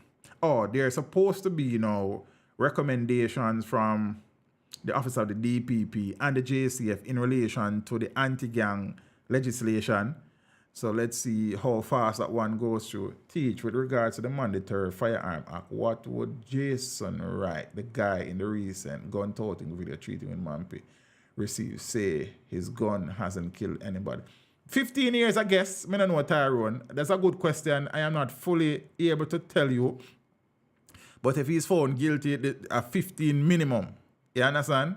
If the ballistics come back, but then they may not be able to prove that he was the one who pulled the trigger in that case, in those incidents either, if the gun was used in murder. So I suppose if convicted, he will get 15 years to start with, and I don't know the rest of it will go. You understand? It was a good question.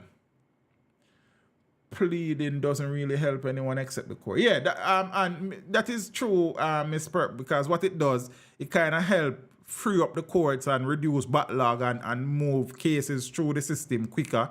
So it's a benefit to the system, I guess, because more cases will be treated with and terminate and completed, not terminate, and completed if the court is not, used to treat with so many of these cases if people plead guilty, and so, yeah. But I get what you say, but I guess there's a flip side to it. Now, the Justice Minister blames some people about sitting there, sir. He might say right now, the Justice Minister blames investigators for protracted nature of court cases. So Delroy Chuck has placed the blame for the inordinate delays in the completion of some court cases squarely on the shoulders of investigators. Now, addressing the Joint Select Committee reviewing the legislative amendments to increase the mandatory minimum penalties for murder, Chuck dismissed claims that the delays were due to a shortage of court staff. Now, Justice Minister Chuck has placed the blame for the inordinate delays. Let me read that already. Now, addressing the Joint Select Committee, Chuck, how much time do I read this? He says this is a direct result of investigators failing to provide timely forensic reports to facilitate the swift completion of cases. Minister Chuck says these delays create unfairness in the justice system and place the accused at a disadvantage. He says this should not be allowed to continue.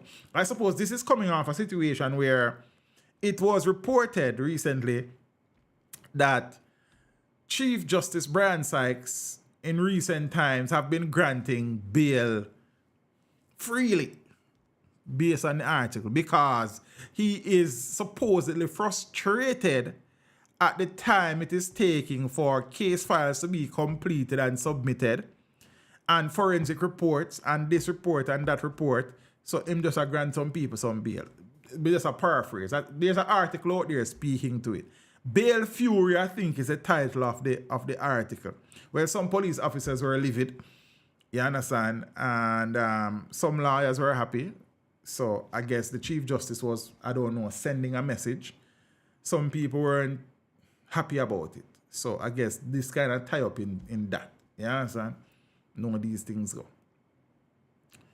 And so this story up is a long-standing story where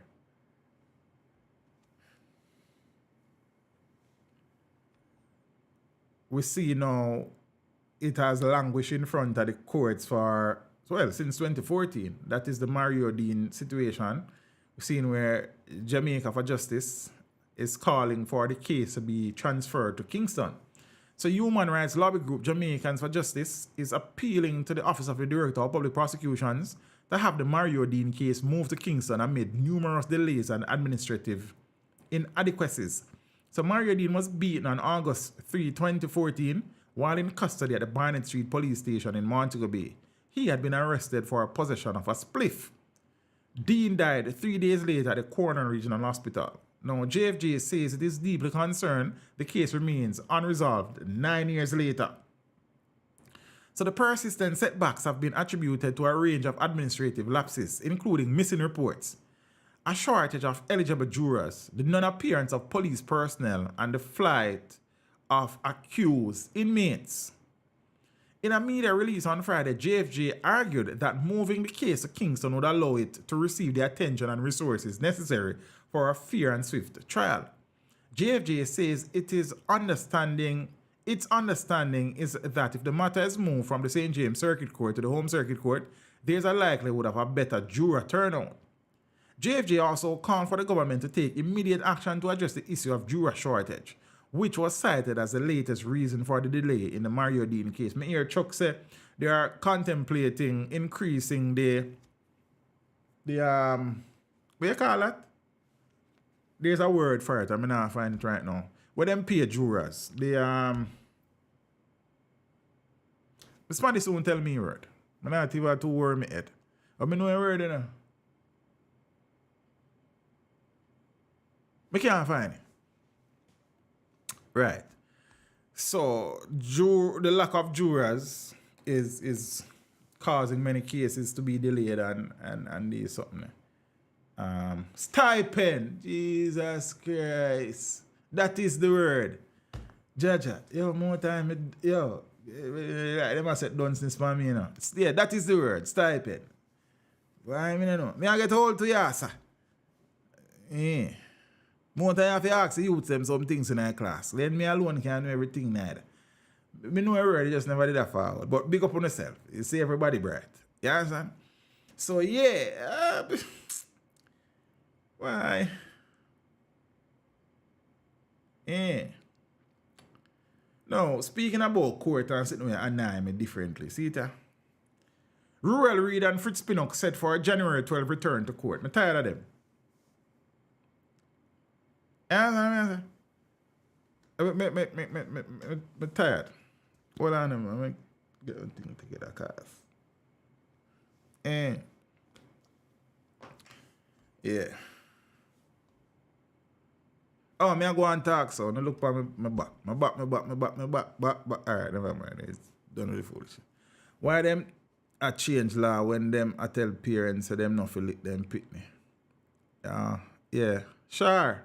Me understand what you say, you know. But them a say you can raise the pit them without lick them answer.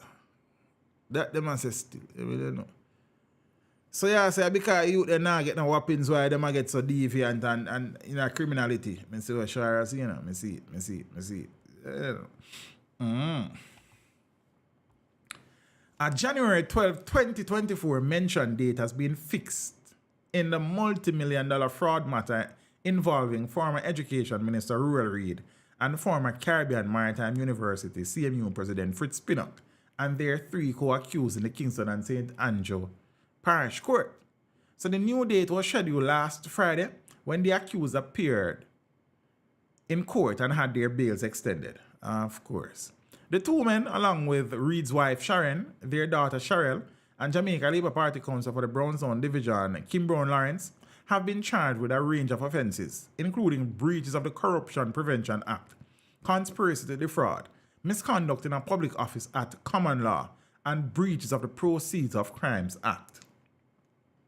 The accused were charged by the Financial Investigations Division following an investigation into nearly $50 million, which was allegedly diverted from the CMU. On Friday, when the case was called up, Lawrence was assigned a legal aid attorney and disclosure was ordered. A mention date was subsequently set for January for parties to determine the way forward. I'm not sure about this. On the previous date, the parties were to agree on a date for a plea and case management hearing. So what go on? Meanwhile, Reid's and Pinnock's lawyer, you wild man, told reporters that they had filed the documents to appeal the recent full court ruling in which his clients lost their battle to quash the Chief Parish Judge Chester Crook's ruling that they have a case to answer in the multi-million-dollar fraud matter. But Mr. Wildman. Reed and Pinnock had sought a judicial review of Crooks' February 2021 decision, claiming that the judge should not have ruled in the matter, as he had admitted to a conflict of interest. The judge's ruling was in response to a preliminary objection raised by Reed and Pinnock on the basis that the charges against them should be nullified, as the FID, which levied the charges, had no authority in law to arrest or charge them.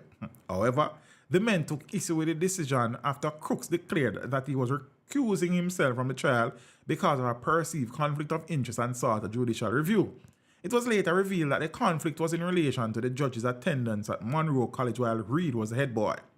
But Justice Corencia Brown Beckford, in handing down the ruling in July, said the non-disclosure of the nature of the judge's knowledge of Reed was of no consequence. I agree. She also found that the claimants had not satisfied the court on a balance of probabilities that the judge was biased. I agree. What I don't agree with is the inordinate long time that this case is taking to get to trial. Why? Because the defense team of the accused are trying everything, finding every loophole to try and frustrate the process and to delay the matter going to trial. I am tired of it. You understand? So come January 12th, you'll hear one next sitting and one next sitting, and then by the time I reach here, I hear a witness pass on and they're Jamaica no more and can't bother and then they're acquitted. See it, you know, clear as day.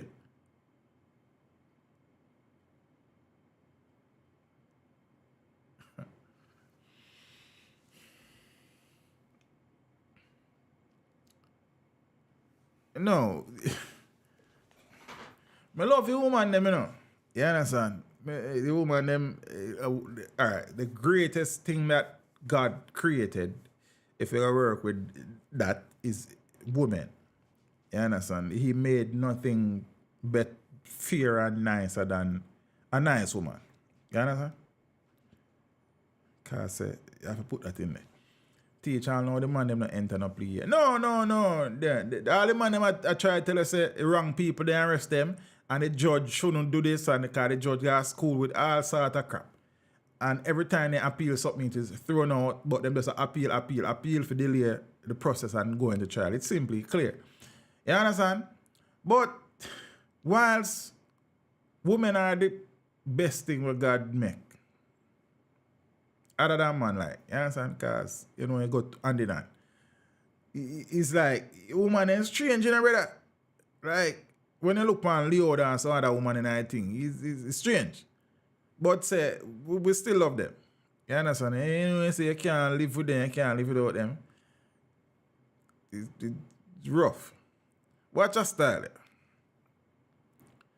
Woman ordered to refund dad, or papa, you know, her father, after selling shares and pocketing $50 million. Then say, if mama couldn't do her father that, then what should they do to me? Should they sell me to unpocket the money? Yo, it's that way. It's tell you, guys. Yep. A woman who secretly sold her father's shares, which they had in a joint investment account, and pocketed over $50 million, has been left empty-handed after the Supreme Court ordered her to return the shares or pay him back at the share price maturity rates. Defendant Christina Graham was also ordered to return her father the interest paid over by the Jamaica Money Market Brokers Limited, JMMB, on two different sets of shares between August 3 last year and September this year. The investment in question consists of 199,500 JMMB US 6% preference shares maturing January 7, 2029, and 95,999 JMMB US 5.75% preference shares maturing on March 6 of 2025.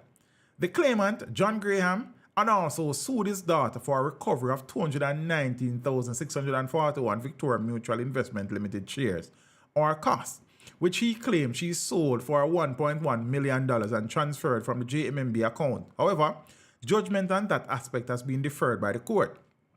However, the court, in respect to the Victoria Mutual shares, refused the relief sought on the basis that another daughter, who is the third joint holder of that account, was not involved in the proceedings and would be deprived of her due process. And daddy have everybody in her shares account. Me don't know about that. The claimant in January of 2016 had opened the investment account, which he solely financed. So daddy alone put in the whole of the capital, you know. You understand what I say? With his daughters which he solely financed, with his daughters who were then 20 years old, university students as joint holders. So, man, I do the thing and I try to build some generational wealth and I add him data them to the account. You understand what I say? As a good father would do. Should do, but probably won't. However, following a family dispute, following a family dispute last July, Christina sold all the shares and withdrew monies totaling US $357,302 purportedly without her father's knowledge. What a wicked child. John, who had initially thought they were being scammed and had even notified his daughter, subsequently filed a claim to recover his investment after she ignored his request via phone calls and emails to return the funds. Following the March hearing, Justice Carol Barnaby last month found that the claimant was at all material time the sole beneficial owner of the monies and the underlying investment in the JMMB account and granted several other orders. According to the claimant, in or around December 2015, he and his daughter had orally agreed he would be entitled to all the monies and dividends generated. He would have sole decision-making powers, and she would be joined solely for the purpose of ensuring in the event of sudden illness, death, or emergency, she would be able to access the account for her funds and to derive a benefit.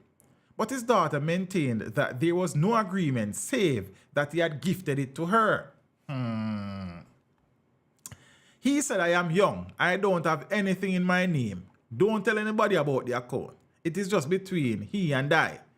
The other account was another investment. I am helping you. We are opening this investment account that you will both have access to." She was quoted in a judgment as saying when asked what were her father's exact words when he told her that the accounts were a gift. But John countered that he would not have gifted her such a substantial sum at the time because she was very young and had no financial expertise and had not shown the level of maturity to satisfy him that she could manage the money.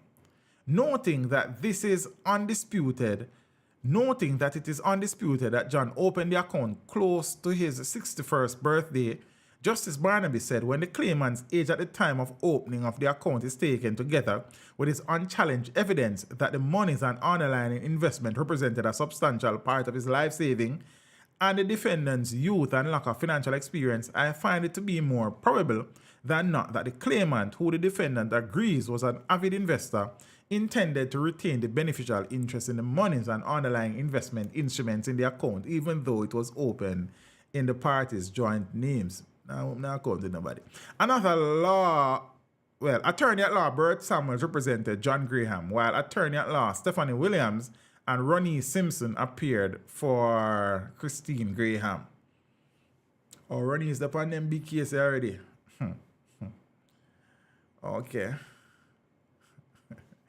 No, mama joti all her money and give her daddy dollar. And mama don't put a dollar to investment, eh? No, do. No. I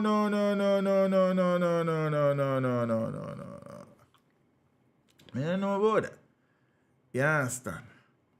Whilst me open an account, so there will be beneficiaries in case something happen to me. But you're not joining my account. You understand? I mean, I guess when me married, that might have got change. But say, you will be the beneficiary, man. But you're not going to be a giant account holder with me. Me no think so. You understand? Me have to work too hard. You understand? And if mama can't do this, suppose it was her husband. Then should I sell him too? Boy, I mean, tell you. The world is rough, you know. The world is a rough world. So some family dispute now, you sell out the whole of your father shares them. And not give man not even $1. $50 million, you know?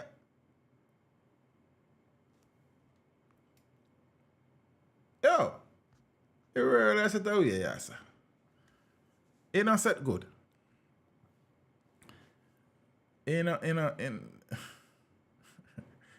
Lady Mary, you rough out here. Mama clean out the account and say it was a gift. Hey, I wonder when me can give Chelsea $357,000. Me I look into it, you know. I would be a proud father when me can do that. Daddy lucky she didn't get him unalive. Boy, S Blanc, you know.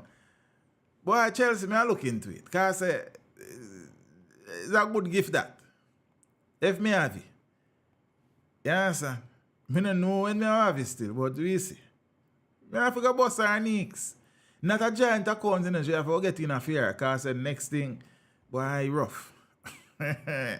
Now, apparently American Airlines is set to begin service at the Ian Fleming Airport. How you know say? So American Airlines is set to begin its new service to the Ian Fleming International Airport in St. Mary come February of 2024. This would make AA the first U.S. airline to service the airport. And good news that you know. In a statement, American Airlines says it will operate twice weekly. With an Embraer 175 aircraft with capacity of for 76 passengers connecting with its hub at Miami International Airport. Now, Vice President for the International Operations of American Airlines, Jose A. Freak, I can't pronounce that, says after more than 45 years of service, they are excited to bring the service to Ian Fleming International Airport, and so on and so forth. And then, but that is a good move. So, tourism out in St. Mary there, so will benefit significantly. And along the Ochi corridor as well, everywhere close to Ochi in St. Anna and St. Mary, they say Ochi. You understand? This is the Ochi resort area, so that is good. And thing.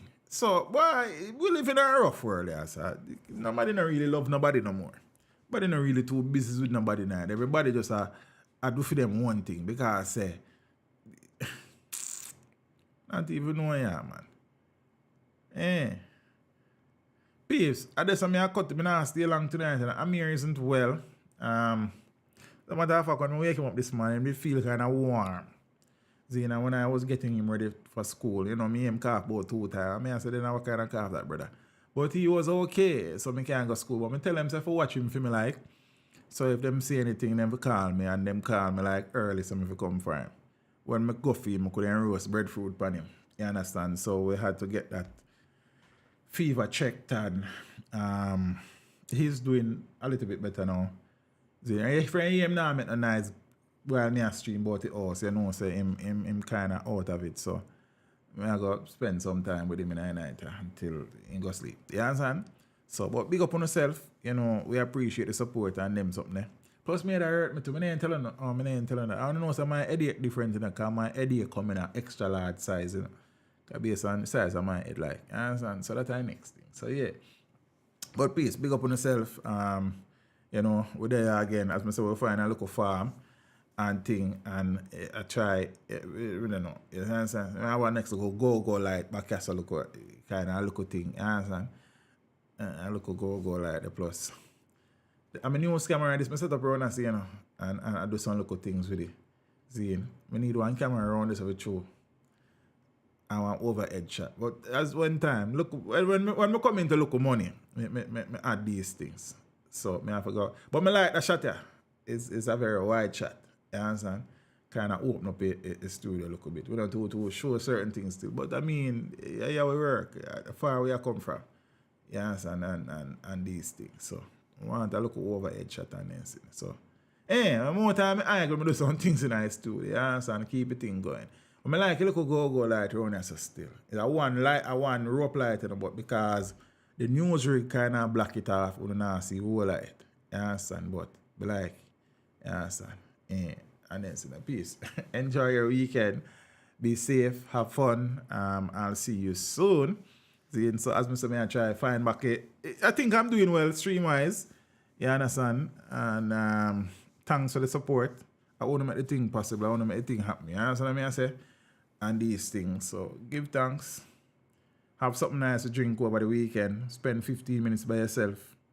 You understand? And just breathe and exhale and then something. And give thanks to what you have. Yeah. So Lady McDermott, good night. Miss Millicent, how are you? All of the people, them don't judge. Calligraphy, B. Empressy, Nix, Marie, Michelle, all of the big people, them be a big people in that thing, you know. Lady Paulette, you understand? Purple Royal, Nix, all of the ones, them, big up on yourself. You understand? Walk good. Step with job. Save. Yeah, Bounty there, England. Yeah. We fi talk about that, you know, but boy, so many things sometime. But Rodney kind of get back some wings around one part, so we happy for him. You understand? He has, lost out a lot and not been able to perform in the UK and the US for a long time. So we hope, more doors continue to open. You understand? Him deserving blessings. He has blessed many people and has been responsible for many people being able to feed themselves and their family. So him deserve it. You understand what I say? So all good things to Rodney. You understand? Not too good for you, DJ, because despite his personality, he's a good person, wonderful heart. You understand? You have to just know how to treat with him and deal with him. You understand? You can't to follow him up. You understand? Because him strange. Rodney, big up yourself anyway. The peeps. You know what's something going on? 5 and 4, 9 and Mr. 1 make 10. Yes, we are going to left it, I say, big up on yourself. Teach them. Yes, me. Remember to drink the warm. Yeah. Warm lemon water 5 morning per week. I remember. You understand? We are living in a serious time. Yes. Don't let that never blow your mind. The time is so serious. You wanna careful out there, sir. It's a jungle out there. He's only in the Father. Teach them put his trust. The time is so serious, cantankerous and dangerous. Move. Said all over the world, everyone is in a heated rush. On a bet. Yeah. Everything good for eat, good for talk. I don't trust no shadows after dark. The 1,000 entry fee. Someone say Ramesh cancel it. He say no please, the people are beat him somebody else. The man say business is a business. You understand? But I guess a lot of the people them who are go, I struggle to find $1,000 too. But he must say, service charge and when you think free, kind of lose the value. All heap sitting here. But I see, I not too pay and all heap mind to it. Because I can't keep up with everything. He's only in the Father. Teach them put his trust. The time is so serious, cantankerous and dangerous. Said all over the world, everyone is in a heated rush. I'm always on the alert because I know that my life is worth.